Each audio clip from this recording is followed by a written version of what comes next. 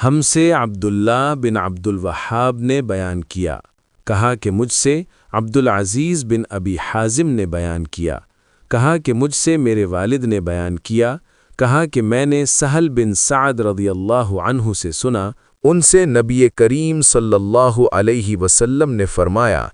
कि मैं और यतीम की परवरिश करने वाला जन्नत में इस तरह होंगे, और आपने शहादत और दरमियानी उंगलियों के इशारा से कुर्ब को बताया।